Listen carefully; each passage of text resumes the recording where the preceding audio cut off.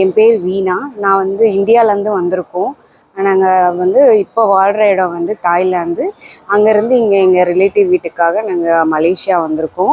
வந்த இடத்துல இந்த மாதிரி கோயில்கள் எல்லாமே ஒரே தெருவில் இருக்குது அப்படின்னு கேள்விப்பட்டு வந்தோம்.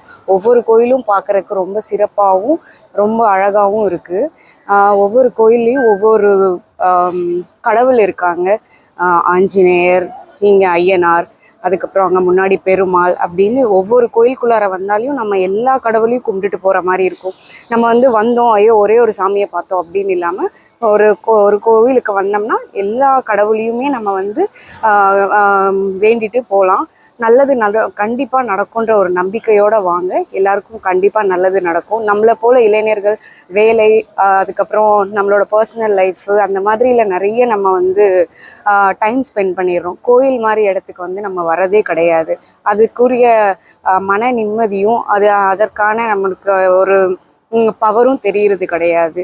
வாரத்துக்கு ஒரு டைம் நம்ம வந்து சாட்டர்டே சண்டே லீவில் வந்து நம்ம நிறைய பொழுதுபோக்குக்காக நம்ம பயன்படுத்திடுறோம். அதில் வந்து ஒரு 1/2 hour 1 hour கோயிலுக்கு வந்துட்டு போனோன்னா அதில் கிடைக்கிற மன நிம்மதி வந்து வேறு எங்கேயுமே நமக்கு கிடைக்காது. ஆஸ் அ யங்ஸ்டர்ஸாக நம்ம எப்போவுமே வந்து நம்மளோட பாரம்பரியம், நம்மளோட கல்ச்சரை வந்து எப்போவுமே ஃபாலோ பண்ணணும். நம்மளோட உடைகளை உடுத்தி இந்த மாதிரி கோயிலுக்கு வந்துட்டு போகணுன்னு நான் எல்லாருக்கும் ஒரு ரிக்வெஸ்ட்டாக கேட்டுக்கிறேன். நான் வந்து இந்த கோயிலுக்கு வந்தது எனக்கு ரொம்ப சந்தோஷமாகவும் நிம்மதியாகவும் ஃபீல் பண்ணுறேன். எல்லாரும் வரணும்னு ஆசைப்பட்றேன்.